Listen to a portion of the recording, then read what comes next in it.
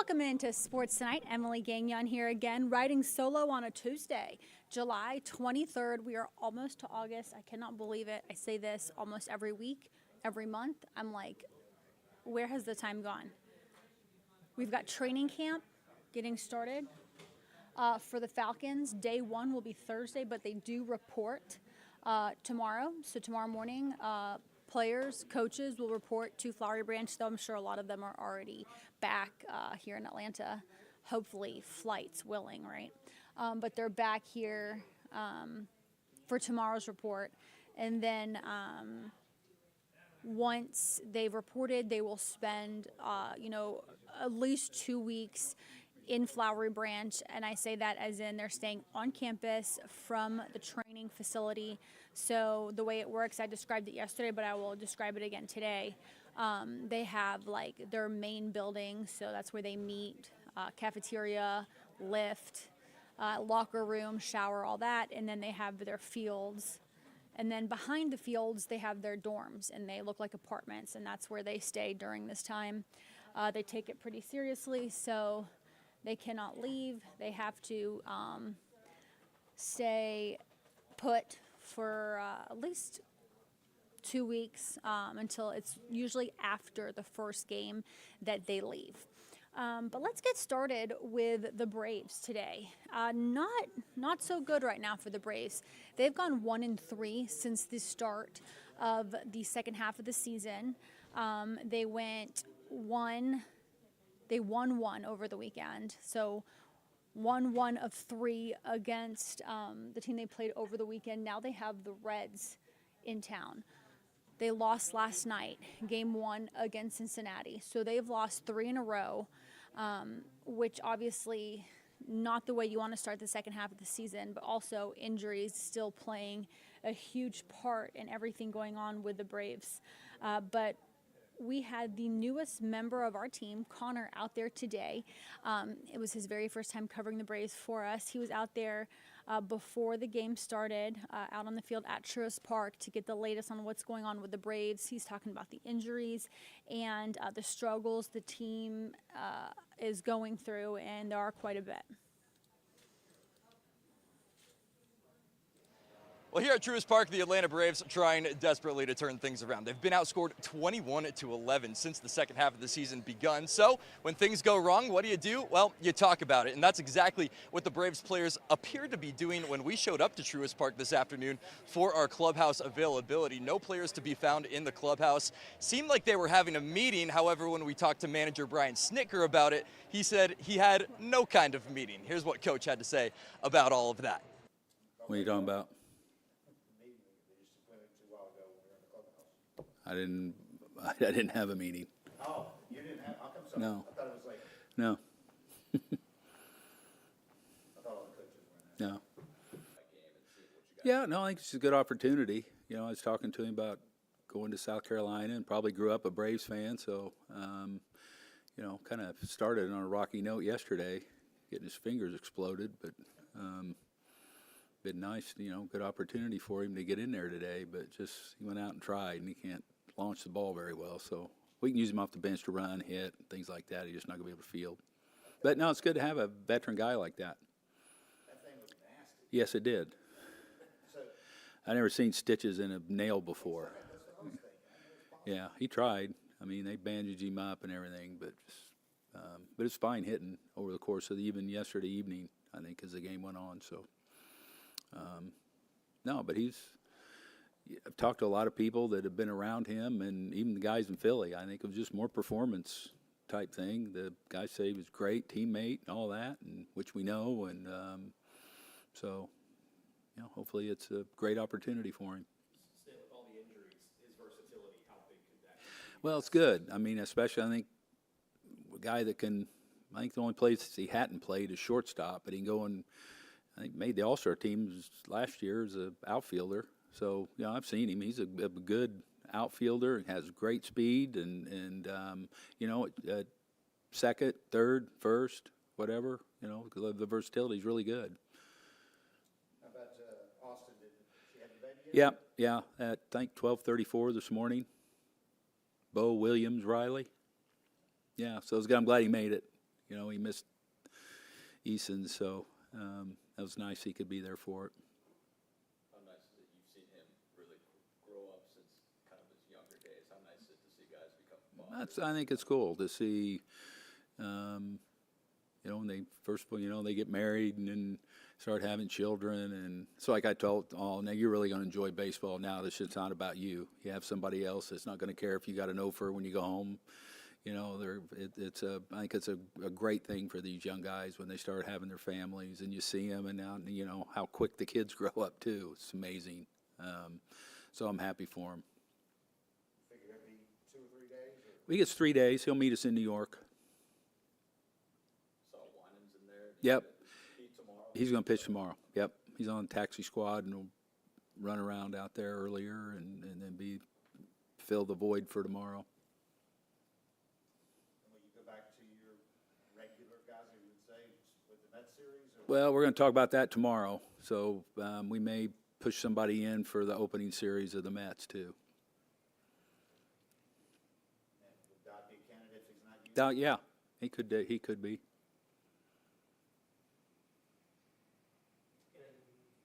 How nice is it to get Waldrop back on his rehab assignment? It's good. All those guys that are starting. I know Masick threw a side. Waldrop, you know, started him. Noah, you know, they're all kind of, you know, along with Ian and all, they're kind of working their way back into, you know, being fully active again. So that's all really good stuff that they're at this point and everything's good.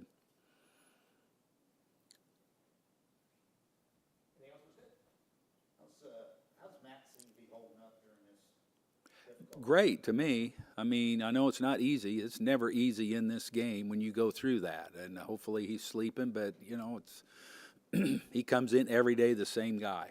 When you talk to him and you see him and how he goes about it and the hitting, the drill, you know, everything that he's doing to try and work himself into, you know, getting it back going again. And, you know, it's like a guy like that is just, it's more than just, because he can help you win a game on the other end of that thing too. Just, you know, with the defensive plays and all, it's really hard to take a guy of that caliber out. And you know, and I think, and most of the time when I've dealt with guys like that, they want to work their way through it, and because they know they're one day away from clicking one and feeling good and then getting on a roll. So, yeah, but I think he's been unbelievable how he handles this.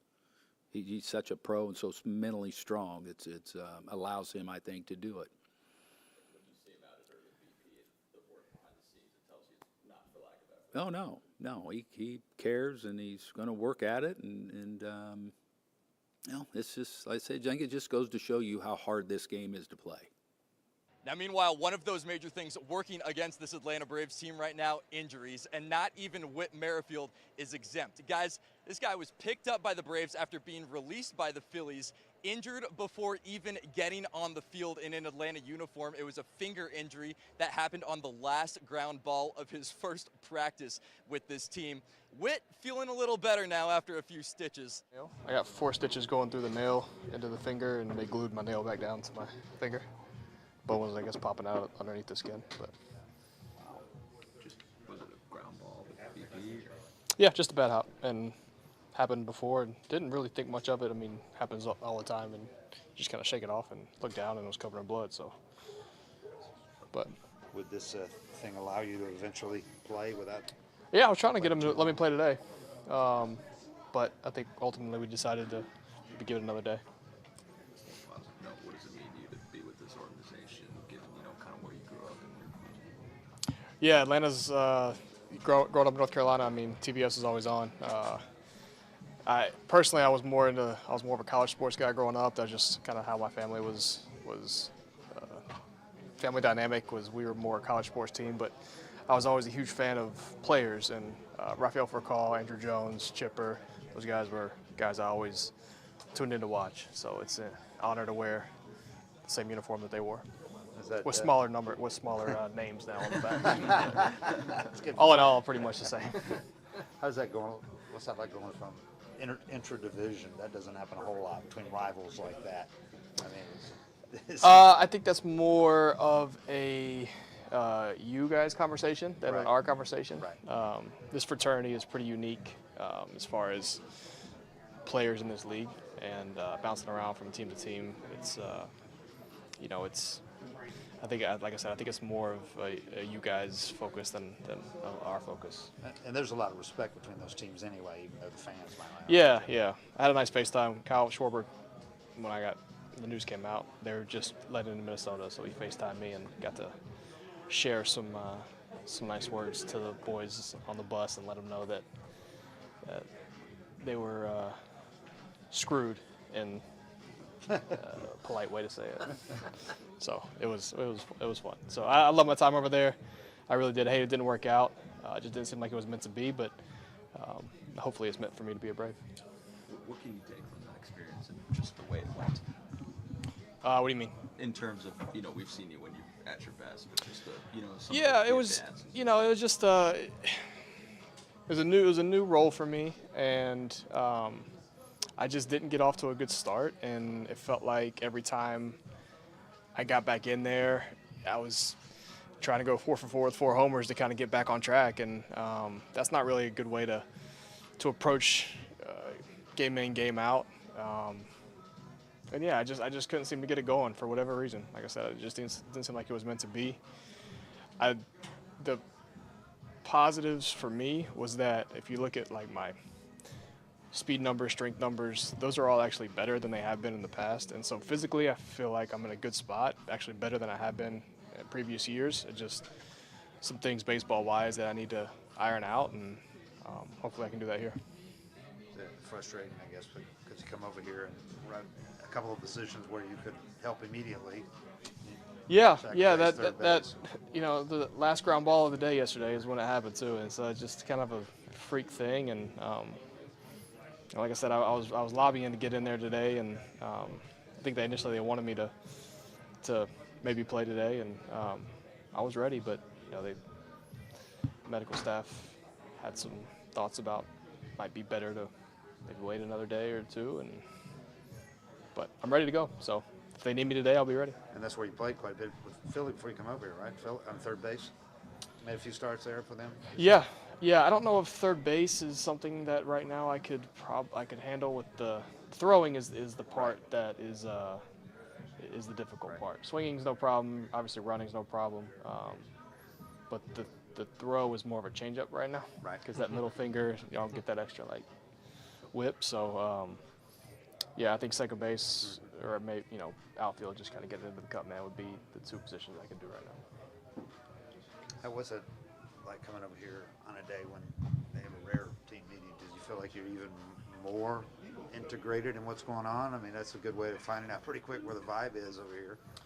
I mean, yeah, team meetings happen throughout the course of the year, so I mean, kind of when you get somewhere, you feel the vibe, and I feel the vibe just fine here. Just part of the course of the season, going through things, and everybody does. So I think, 10 games over 500? So the fact that we're going through it and 10 games over 500 is pretty good thing. So we'll get through it.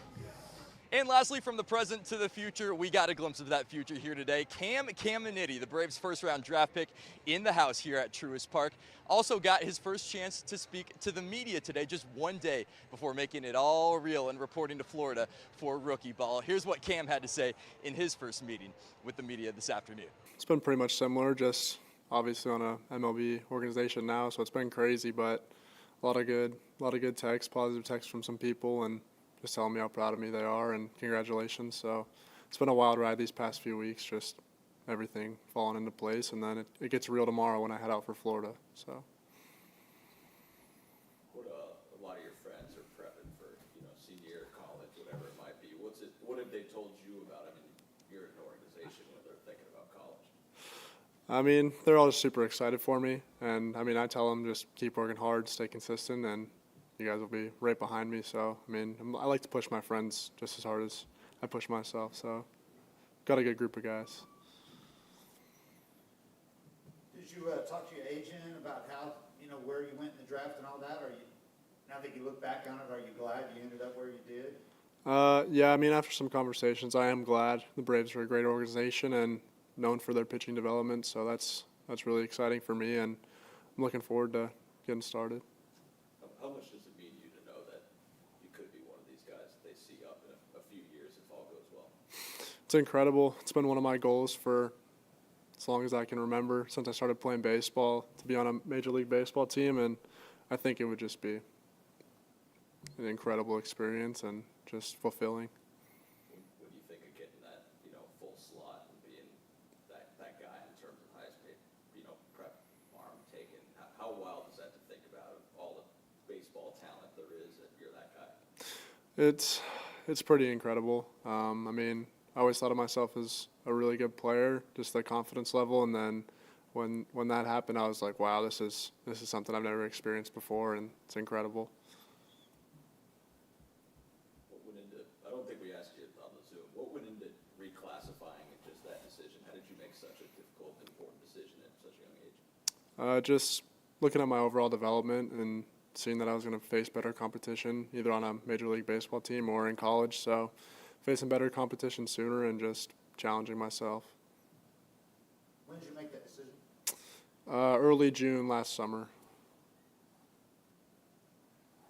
And being part of an organization like the Braves, where they've gotten sent the pitchers up pretty quickly over the last couple of years, Spencer Strider, Jason Schauber, stuff like that, what does that tell you about the organization, how excited you are about eventually reaching the end goal of being here at Truist Park, representing the Braves on majors? Yeah, it says a lot. They like to move guys fast if they perform, and I'm willing to put in the work and perform as best I can to eventually make it up to the big league level and play baseball in this beautiful park. So you said Florida tomorrow. Will you just kind of start getting built up from there? Yeah, Florida tomorrow, get settled in, and then it's time to get to work. First pitch between the Braves and Cincinnati coming up at 7:20 here at Truist Park. Connor Hines, Atlanta News First. Alrighty, that was the newest member of our team. If you missed it a few minutes ago, Connor Hines. He joins us from Macon. He knows Georgia sports quite well, so we are lucky to have him. But he covered the Braves for us tonight, pregame. And if you missed it, Whit Merrifield, who just joined the team yesterday from the Phillies, was taking grounders before the game. The ball hit one of his fingers in the weirdest of ways, and kind of split his finger up, so he had to get stitches and he can't play. That is quite literally the luck the Braves are having this season. He was supposed to play his first game with the Braves yesterday, and now he can't. He didn't yesterday and he can't today. That game tonight against the Reds, game 2 against the Reds, starts at 7:20, though. The weather, I'm just looking right now at the radar. The weather might not cooperate, but we will wait and see if they can get this game in, or at least get it started here at 7:20, or if it's going to be delayed.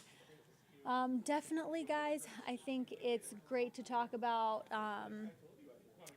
SEC Media Days wrapped up last week from Dallas, Texas, the very first one ever in Texas, given the fact that Texas has joined the SEC. Today, Conference USA held theirs in Frisco, Texas, so both conferences in the Lone Star State for their respective media days. What's cool about Conference USA this year is they have their newest member, Kennesaw State. KSU is now a member of CUSA, and they also go from playing in the FCS to the FBS. It's a big deal for them. Coach Bo, their head coach, Coach Bohannon, he told us that they had their best recruiting class entering this season, because of the fact that now they're playing in a higher division. So they can attract better players. They can attract more competitive players. So it'll be really interesting for them. Their first game of the season is August 31st on the road, and then the very following week they'll be at home to open up their new Conference USA era.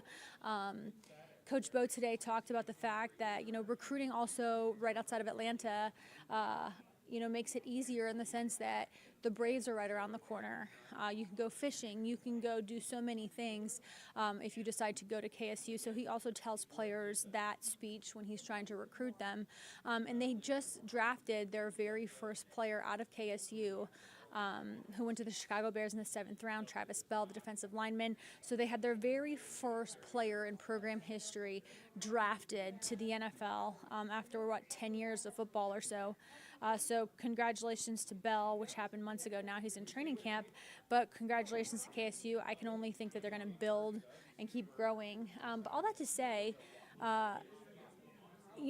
SEC Media Days basically still rules the roost, they make such a big deal about it, and ever since the Media Days last week in Texas, sports fans have been talking about UGA and the excitement of Carson Beck and having him back for his senior season. He is the one constant, the biggest constant on the team this year. People are saying, is UGA going to have the best offense in the country this year, given the fact that Beck is returning? He's a favorite to win the Heisman. So if he plays anywhere nearly as well as he played last year, he'll definitely be in the running for the Heisman. But if you missed it last week, let's take a listen to Bailey Burmaster, our sports director. She caught up with Carson Beck and talked to the quarterback about the season and just the expectations on him and the offense. And they're starting camp next week, and it should be really exciting to see what the Dogs are able to do this year with a tough schedule, with 2 new teams in the conference.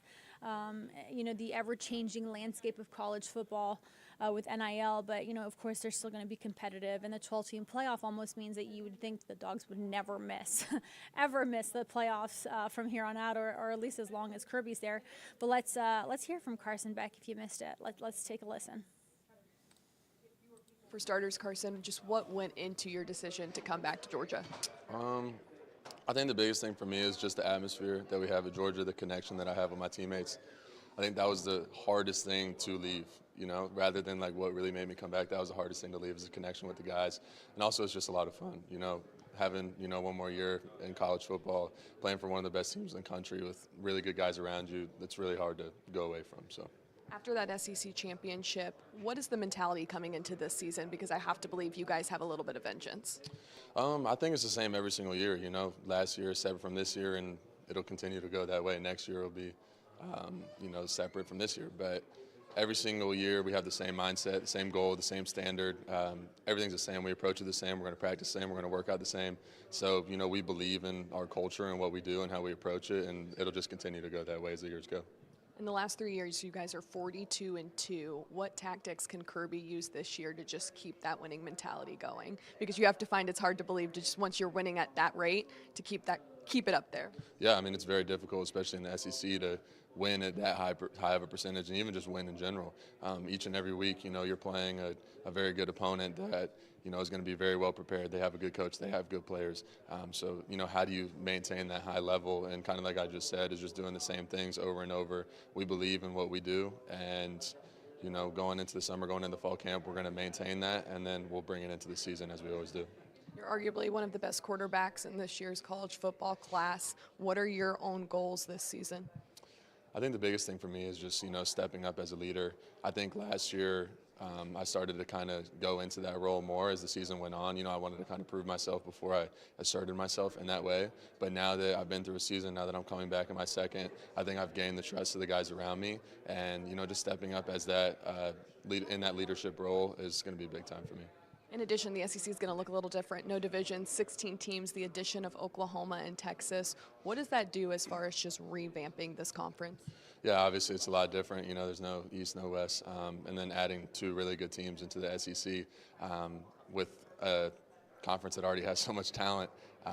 Just adding that, obviously, it makes it more fun. And that's why you come to Georgia. That's why you come to a place like Georgia or another SEC school, is to play against good, talented teams like that every week. How do you approach y'all's schedule? Because people could say that it's definitely a gauntlet. Like I just said, that's why you come to Georgia. You come to Georgia to play in those big-time games, whether it's on the road, whether it's at home. You want to play that type of talent so that, once you get to the next level, you're prepared. But also at this level, it's a lot of fun. To go. For starters, how would you talk about the success of SEC Media Days here in Dallas? We had a mind to move Media Days here as we moved it around a little bit, and with our expansion to 16, this was the right time. And as we sit here on day 4, the final day of our Media Days, we've had a great event, and I think it's an indication of the bright future ahead for us. For you as commissioner, what becomes increasingly more difficult to just balance prioritizing athletes but also moving with the ever-changing landscape of college football? The answer is yes. That is part of the difficulty, and it's at the high end. We provide great support for young people in our programs. I think right now, if you're a student athlete on a Southeastern Conference campus, it is the best time in history because of the support provided. Yet, we're expected to adapt, and that is a bit of a difficult challenge, but we're going to continue that work because it's meaningful for the people involved and for our fans who want to be a part of attending and watching and supporting our teams. I'm not sure how transparent you can really be, but as commissioner, when you see things start to evolve and change, how many years ago did you start to see the waves come in and you're going, okay, things could be changing here in the future? I just began my 10th year, and so my first meeting with our presidents and chancellors in 2015, I laid out some of the issues, and we talked about developing a government relations program at that time. And it's not as if there was something that we were in the middle of talking to House or Senate members about, but wanting to build those relationships. I think that's an indication that we had an understanding of we're going to have to change or add a playing field, if you will. It has been an accelerated environment since states have started acting to pass legislation, to adopt executive orders, or attorneys generals have become active at pursuing litigation against the NCAA. But that's the indication that I shared a moment ago about we want to provide outstanding support to student athletes and in an environment that's requiring us to adapt. I know you can't read the future necessarily, but with how quickly things have accelerated, how much more change do you think is to come in the next year? Well, the next year will be busy. I think we're going to see what I would consider a decade's worth of change happening in a matter of months as we come to terms, we think, and perhaps the court will approve a settlement and a set of lawsuits. That will create adaptation. I think the good news is on the field, on the court, on the track, on the diamonds, you'll see that kind of high-level competition that people expect from the Southeastern Conference as we work through some of these administrative and leadership challenges. In football specifically, how do you evaluate the game now? Because, you know, this year-long process of college football is trending more so towards an NFL model now. If you look at how the transfer portal works and just how scheduling will be with a longer season. I think there are key distinctions between college football and the NFL, and I think if you were to visit one of our stadiums on a Saturday and an NFL stadium on a Sunday, you'd experience that energy and that environment and those traditions and the lore and the culture in a different way. But we're dealing with change, and some of that's been dictated by state legislation, some of that dictated by outcomes of court decisions. People have opportunities to move. That can be healthy. They have economic opportunities. That can be healthy. I think what's really important is to understand that we don't have it perfect. This is not a destination. I think our student athletes deserve better than a patchwork of state laws. Our student athletes deserve consumer protection for some of these economic deals that are presented to them. We need to understand the education impact of multiple transfers, which inhibits or extends your time to graduation. And we want people to be educated so they move into society, whether they're a professional athlete or not, and make contributions. We need to maintain that focus. And that's a key distinction between college sports and professional sports. You talked on the podium specifically about student athletes and the council when they raise their concerns, you know, keeping things competitive, making it an even playing field. But when you look at these athletes, and you know the business side of this, right? What are your concerns for the student athletes that you want to protect for them in the future? I start at the educational focus, the distraction of economic activities, young in life, the maturity to handle an influx of money, and how that changes your focus to think, man, it's always going to be this way. And people are going to have to enter the workforce. They're going to have to manage their money. The transfer issue, you know, transferring over and over does extend the time to graduation. You combine that with the distraction. I'm concerned about the educational impacts, and I'm hopeful that will be mindful. And that was Greg Sankey, the SEC's commissioner at SEC Media Days last week. But, you know, the season's coming. We're excited. That'll do it for me for this edition of Sports Tonight. We'll see you tomorrow. Have a good night.